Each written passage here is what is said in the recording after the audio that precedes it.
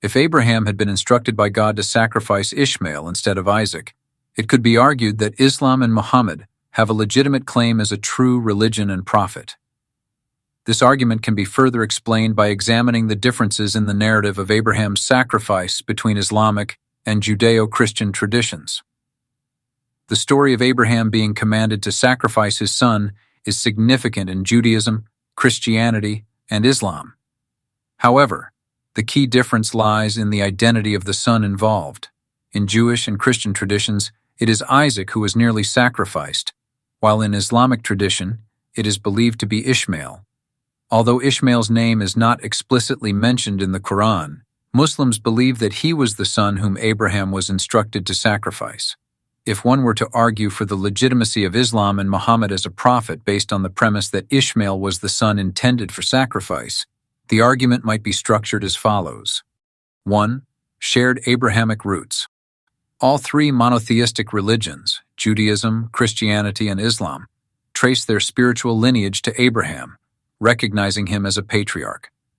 The story of Abraham's willingness to sacrifice his son at God's command is seen as a test of faith in all three traditions. 2. Islamic narrative.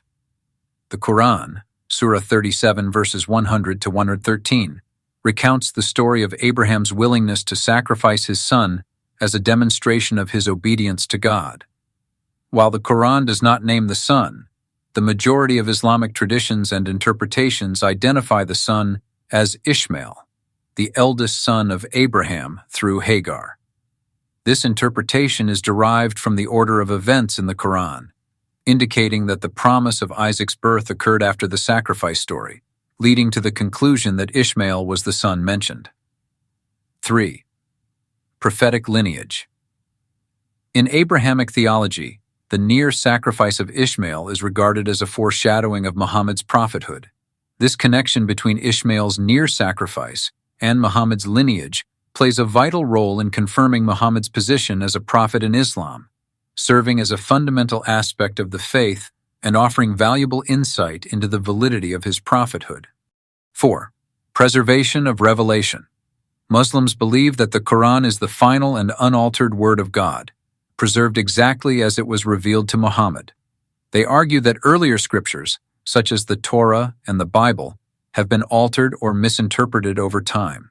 In this view, the Quran corrects these alterations, and the indication that Ishmael was the son to be sacrificed is seen as the correct version of the story.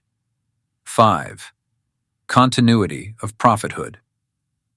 Islam acknowledges the prophets of Judaism and Christianity, but considers Muhammad to be the last prophet who came to restore the original monotheistic faith and to correct deviations that had entered earlier religions. The story of Ishmael's near sacrifice, then, is seen as part of this corrective message. 6.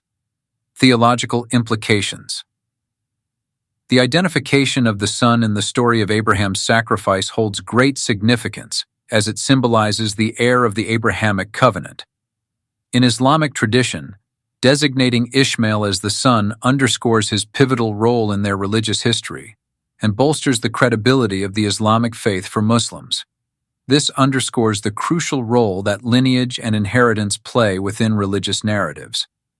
In conclusion, the narrative of Ishmael as the son intended for sacrifice strengthens Islam's theological foundation and affirms Muhammad as a prophet. It shows Islam's connection to the Abrahamic tradition, preservation of divine revelation, and role in restoring monotheistic beliefs. This narrative difference also highlights the interconnectedness and differences among the three Abrahamic faiths, shaping their unique theological identities.